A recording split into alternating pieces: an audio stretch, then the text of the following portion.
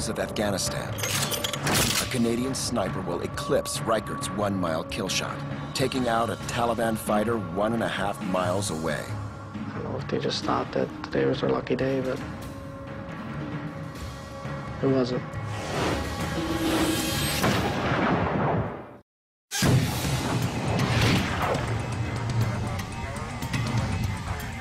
The McMillan TAC-50 long-range sniper rifle. A 50 caliber round leaves the muzzle at 2,700 feet per second.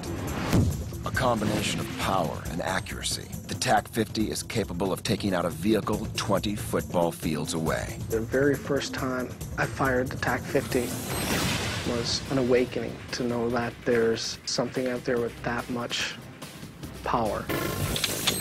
How would I describe it? Probably an enemy's worst nightmare. The sniper, Rod Furlong, longest kill shot in history, 1.5 miles. March 2002. U.S. forces launch Operation Anaconda. The mission, destroy Al-Qaeda and Taliban forces in the Shah-e-Kot Valley.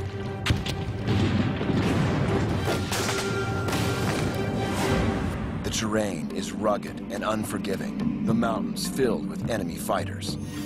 Furlong is part of a Canadian sniper team attached to U.S. Special Forces. It's pretty humbling coming into somebody's home turf. Pushing into that valley that day, I'm almost in awe. We're moving into a fishbowl, and we could see all these Taliban fighters. They're up on the higher ground. I had no experience in operating in those kind of altitudes. Furlong's weapon, the McMillan TAC-50, a sniper rifle with a max effective range of 2,190 yards. The very first target we engaged was 1,500 meters. That was the closest target we would engage during Operation Anaconda. We want to be close enough to the target that we can guarantee one shot, one kill. But when you're shooting at a human-sized target at 1,500 meters, there's so many variables to take into place. Furlong works at elevations as high as 10,000 feet. The extreme altitude has a dramatic effect on long-range shots. Every 1,000 feet you go up, it's a whole new set of equations. Because the air's getting thinner. So therefore your muzzle velocities are increasing, your time of flight is actually shorter from the distance further down. This played a huge factor with our hit ratio. Not a lot of one-round hits. Reason being is we're dealing with, at times I remember, at least 3 crosswinds. And you wait for that perfect moment. It's great if I can get the winds to die out, but how many times does 3 crosswinds die out? They don't.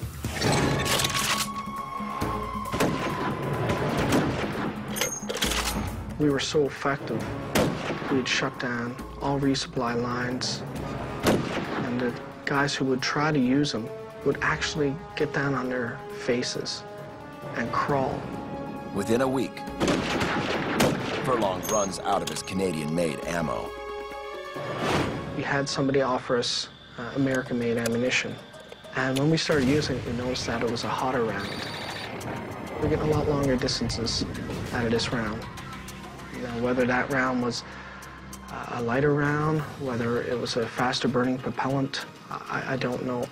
Every shot that we made was new for us. Whether the U.S. rounds are more aerodynamic or simply have a faster burning propellant, the results are dramatic. Furlong and his team take out enemy targets more than a mile away, but his longest shot is yet to come. The Shah-e-Kot Valley, mean altitude 9,000 feet. When somebody's walking on the river valley floor, I'm up at 8,500 feet. I'm looking down. It's almost like being on the clouds, looking at someone.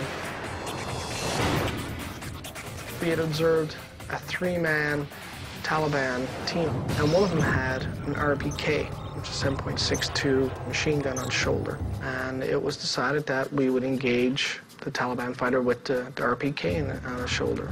My partner lays the target, gives me the distance.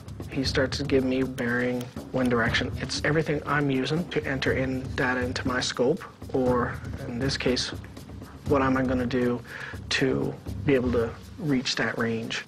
You're talking about a 1.5 miles distance, and they're looking for a man-sized target on the side of a mountain. Now, that in itself is quite a feat to actually find that guy in the first place. Furlong looks for any way to get more distance on his shot. He resorts to an old sniper trick. It was a very warm day. We had our ammo laid out in the sun. Anything to increase range. It's not going to make a huge difference, but it will make a little difference for how propellant acts, a faster burn, allowing the round to travel slightly further.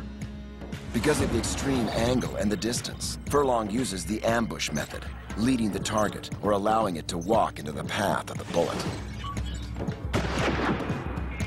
I max out my elevation drum. My windage is maxed out. So I'm halving up my scope, and what I mean by that is I'm leading with my mil dots, but I'm also using my mil dots for elevation as well. So I'm kind of halving my scope to where I believe my point of aim is. When you have a scope, usually this is what everybody's thinking about for a point of aim. If I'm leading a target and I have a target walking from right to left, he's walking and I'm waiting for him to hit this point right here. Once that target is at my point of aim, that's when the shot's released. That's an ambush. You're not releasing on the crosshairs. You release, this is what you're using for a point of aim, and that's 1 mil. Basically, with a 4 mil lead and a 4 mil for elevation, your point of aim roughly would be in this area.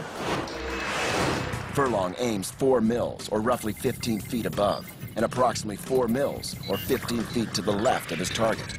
These holds compensate for bullet drop, wind, and spin drift.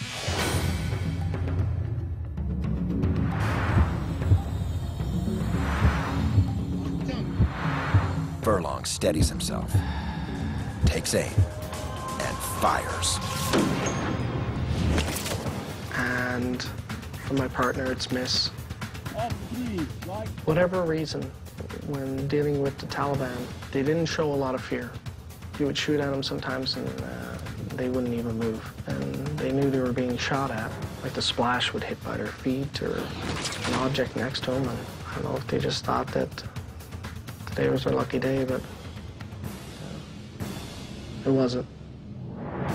Furlong's spotter follows the vapor trail or swirl of the bullet on his first shot, then observes the splash or dirt kicked up by the round as it hits the ground. To quantify that, if you can imagine, the observer watched a .50 caliber bullet at 1.5 miles away impact the ground, and then he called adjustments from where the bullet landed to where he knew the bullet had to be to hit the enemy. Furlong sets up for his second shot. They go 3 different directions, not too far, roughly 20 to 30 feet where they scatter, but I can see them. Furlong fires his second shot.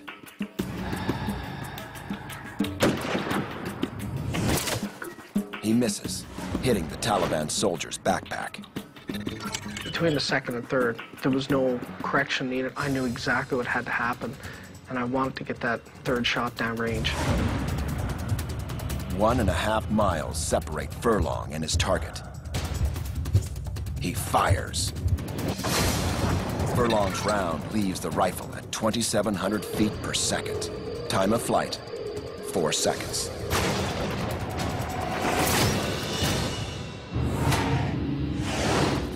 Target eliminated. I know he went down, but that's about it. If a 50 cal round hits you, you're not going to tell about it. It's a devastating round. When you're talking about a projectile going through you, that's roughly a little bit larger than your thumb. Rob Furlong's 1.5 mile kill shot shatters Carlos Hathcock's previous record by 157 yards. I knew who Carlos Hathcock was, but didn't know what the distance was. I don't know if it really has hit me. I always just took it as I was just doing my job.